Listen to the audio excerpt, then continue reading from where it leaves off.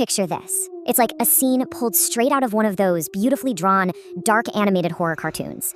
You are locked inside a massive, sprawling library after midnight, and you are completely alone. The shadows are long, creeping like ink across the floor. Then you hear a woman whispering between the towering bookshelves. You slowly turn around, and she is just floating there in midair. But as terrifying as that cartoonish image is, that's not even the scariest part of this story. Because outside on the lawn, something else is waiting. Tonight is my night. That voice just cracks through the radio like a sudden jump scare. It's harsh, it's angry, and it belongs to a dead British officer who has just arrived in a very ancient carriage. Welcome to today's Explainer. I am absolutely thrilled to guide you through this one because we are looking at an incredible, spooky narrative that feels like it's drawn right out of an animated horror cartoon.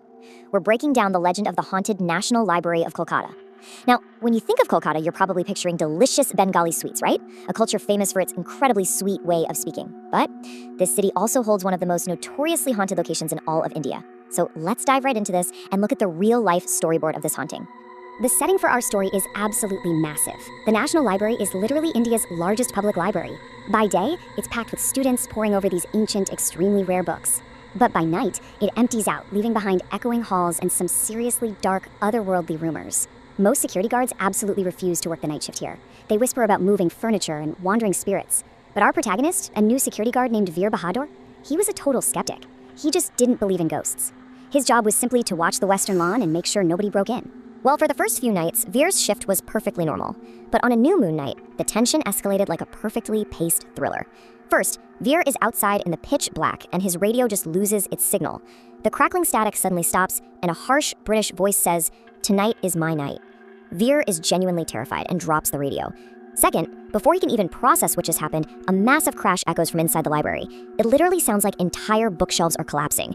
And third, he tries to call his partner, but the phone line is completely dead. He is totally isolated, and he has to go inside alone. Meanwhile, the danger was building up inside, where a 14-year-old student named Saurabh was trapped. Let's look at the timeline here. During the afternoon, he was so completely absorbed in a book that he just didn't notice evening fall. By the time night arrived, the doors were locked, and Saurabh was stuck. He pulls the handle, bangs on the door, shouts for help. Nothing. And then the temperature drops. He feels someone standing right behind him. He slowly turns around, and his blood just runs cold. He sees a terrifying woman in a long white dress, floating in the air with a horribly distorted face. But here is the bizarre twist. She wasn't even paying attention to him. She was just calmly arranging books on the shelves. It's almost a little funny, right? A ghost prioritizing library organization over actually haunting people. But the humor dies instantly when she turns to him and lets out a terrifying growl. Saurabh dives under a table while she just goes back to shelving books, occasionally bending down to smile at him in the dark, waiting for the perfect moment to strike. This comparison brilliantly illustrates the psychological terror of this space. Suddenly, the door flies open and Veer Bahadur bursts in.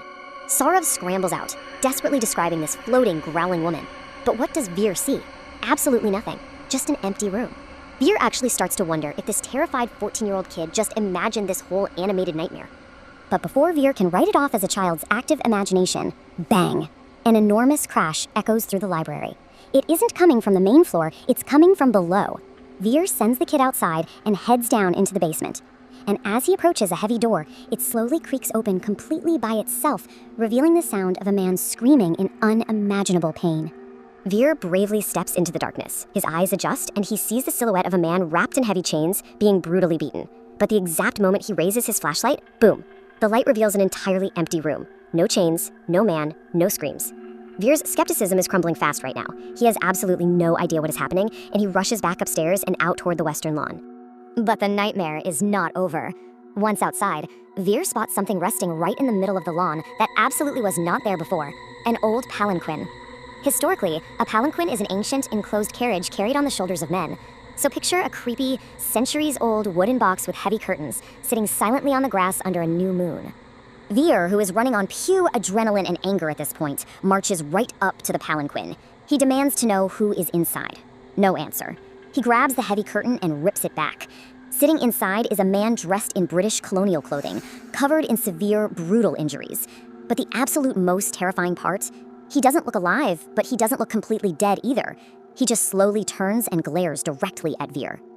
And then, we get the ultimate climax of our spooky storyboard. Right before Veer's eyes, the man's head literally separates from his body and falls right at Veer's feet. It is a pure, horrifying, cartoonish-level jump scare brought to terrifying life. That is the breaking point. Veer turns, runs, and doesn't stop until he is far, far away from the National Library. His skepticism is completely shattered. The very next morning, Veer returns in the daylight, but only to quit his job right on the spot. It's then that he meets an older security guard who finally explains what he witnessed.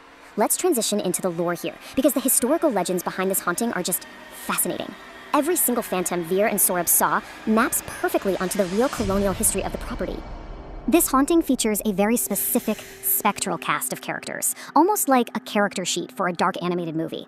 We've got Warren Hastings, Philip Francis, Lady Metcalf, and the tortured prisoners of the basement. Let's break down exactly who they were in life and how they haunted our guards in death. First up is Warren Hastings. Before this property was a library, it was reportedly the home of Hastings, who was one of the first governors general of India. Local legends say his arrogant spirit still fiercely claims the grounds. So if you remember that angry British voice crackling through Veer's radio earlier, saying, "Tonight is my night," yeah, that is widely believed to be the spirit of Warren Hastings himself, still trying to assert dominance over his old estate. Next, we have the gruesome figure in the carriage. This perfectly matches the historical figure of Philip Francis. According to legend, Francis got into a fierce confrontation with Warren Hastings and was badly wounded. He actually collapsed on these very grounds. A palanquin was called to rescue him, but by the time it finally arrived, Francis was already dead. The lore states that on every new moon night, his spirit violently relives this moment, appearing in that ancient carriage on the western lawn, still bearing his fatal injuries. And what about the floating woman who was so obsessively organizing the shelves? Well, that brings us to Lady Metcalf. She was historically associated with the library and was known for being incredibly meticulous. The legend goes that she was so particular about keeping the books organized that her spirit still wanders the halls doing exactly that.